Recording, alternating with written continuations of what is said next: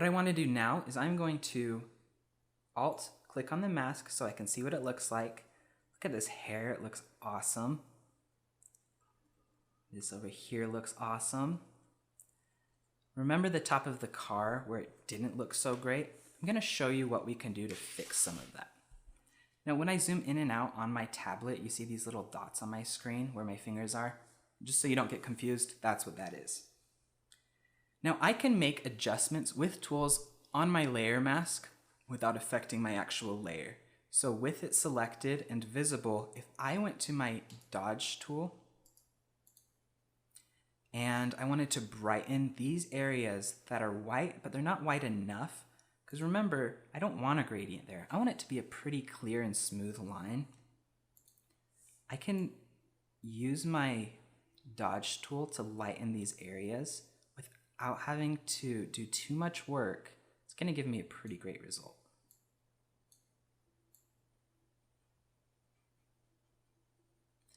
Kind of overshooting it in some spots, but that's okay because I can paint those back out again. This technique will come in handy so much when you get into more complex layer masks. Okay, so I'm going to go in here, bring my size down, and I'm going to target my highlights because I want to bring these areas up. And look how clear of a border we're getting now.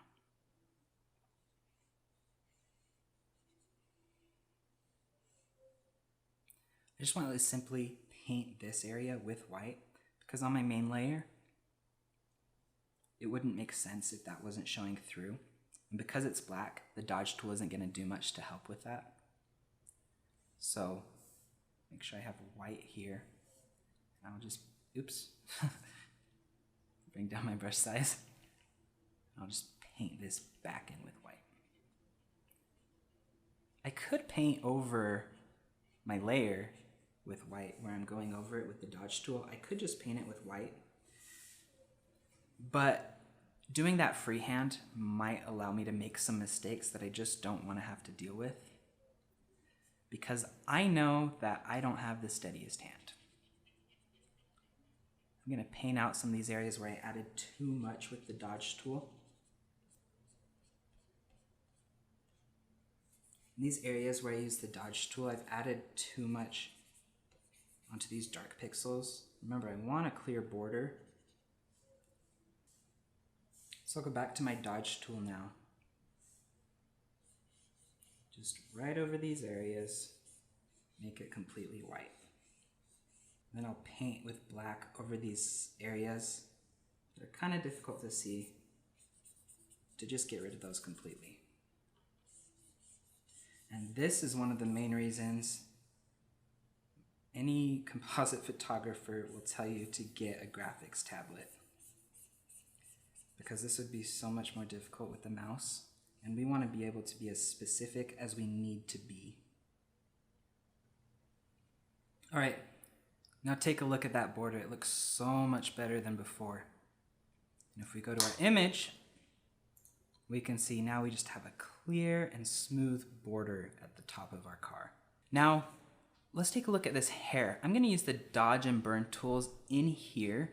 It would be too difficult for me to manually try to paint areas of hair. But if I click Alt and use the dodge and burn tools in here, I'll be able to make these areas so they don't look transparent. So let's go to the dodge tool again. We'll bring the exposure down to like 30. And then I'll just paint over. It won't be too strong, won't overwhelm anything, but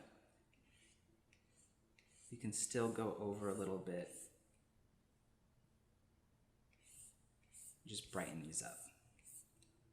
I can even go just directly over areas of black and white, because the black won't change when I'm using my dodge tool, especially if I'm targeting the highlights. Let's go through here, bring back in some of this. Great. I'm gonna dodge her arm. Because remember, we had a pretty noticeable gradient on the edge of her arm.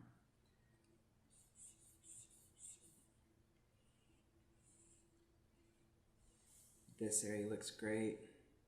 Okay, great. So these areas where I'm seeing pixels that I don't want to see on the outside of my visible layer, I'm gonna go to the burn tool, and this will just darken my pixels. So I can do that and just clean this up real easily. Okay, now I'll do this around her arm. And I'll just go through the outside of my image again with the burn tool and clean it up. Now remember, the burn tool darkens pixels. So as I go over these areas, the pixels just kind of on the outside of the white, just kind of the overflow areas, will just disappear. That, and now I can get into her hair. Some of these areas were just a little too much, so I'll just do some brush strokes here. Go back to dodge, clean up this area of her arm.